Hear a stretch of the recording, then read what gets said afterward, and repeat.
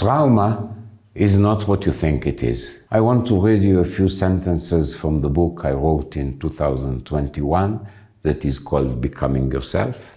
And in this book, I have a chapter focused on trauma. So a few sentences from that. I define trauma as an experience full of terror that shakes the structure of a person's energy and attention.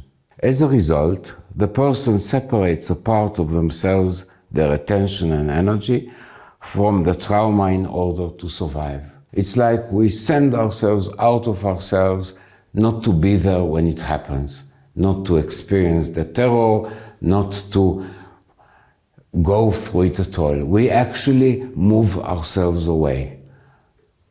So the next sentence is, for the body, trauma is not something that happened in the past if a part of you is continuing to experience it in the present. Which means that any trauma that we suffer from, if we didn't manage to heal from it, our body still experiences this trauma as happening now. And we have to make an effort, an incredible effort, to disconnect ourselves from it, float above it, and somehow continue to live, which the older we get, gets more and more hard.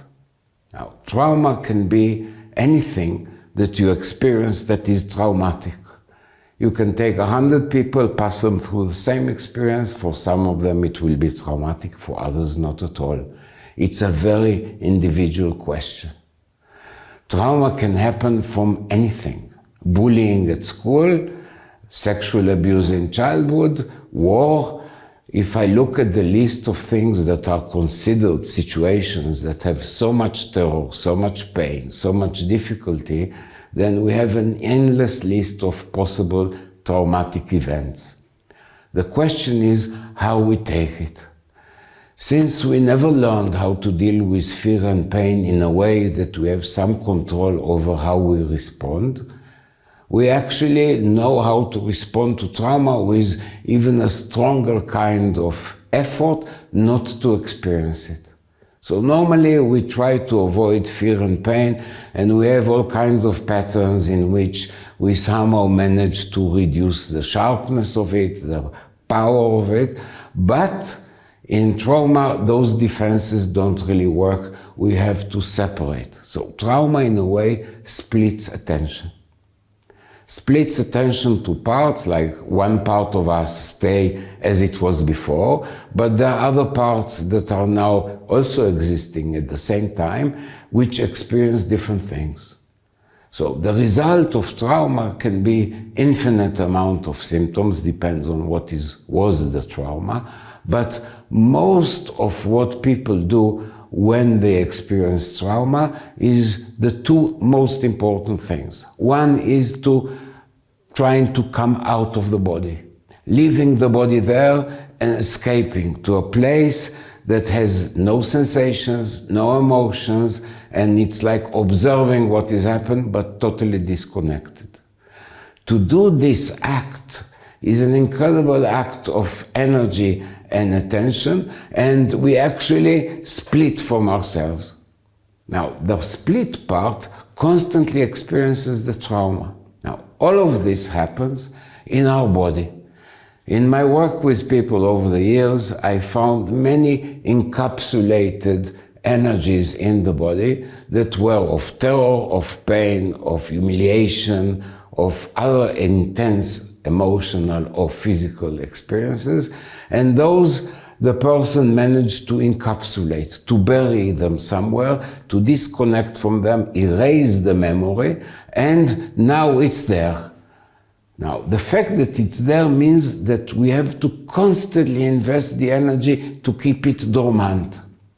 If I look at traumas that I worked quite a lot with, of people that were soldiers and at war at their 20s, and at their 40s, those energies that were buried in them do not meet such resistance anymore because we are getting old and tired, and the exhaustion of pushing against the trauma, of trying to control its impact on us, is tiring. So when we are getting older, this starts to raise up as panic attacks, anxiety attacks, depression, okay? Self-hate, alcoholism, use of drugs just to avoid the impact of this. And we can see that a very large part of the population are dealing with their traumas from the past in such ways that are just aimed to cover it up, to hide it, to make it less powerful, to not let it impact me.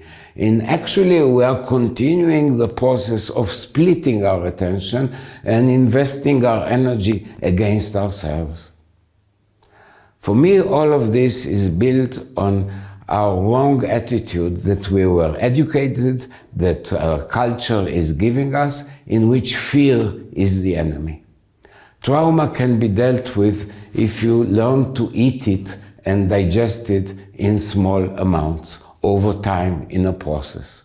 That you approach the trauma through what you do not to feel it. Because we try not to feel it by contraction in many places, including our diaphragm, including our necks, including if it has some sexual aspect, including our genitals. And we are contracting in a way so strong that we lose the feeling of the place. And that is the intention, that we will not feel. So to take a journey in which you learn each time to feel a little bit of the terror, a little bit of the pain, a little bit of what you're doing to yourself by contraction, not breathing, and trying to move completely into your mind without being in the body at all. When we learn not to do those things, this energy that we trapped in us can flow in our body. And actually the old terror and pain can turn into an energy that makes us stronger in the now, not in the past. So when I look at trauma, it is an opportunity.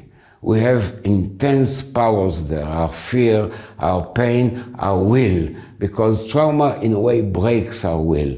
We are now two instead of one. So in this kind of process, you are learning to unify your attention, to become one again, to not separate between you and your fear and pain, but learn slowly to experience it, to digest it, and turn it into something that makes you more powerful.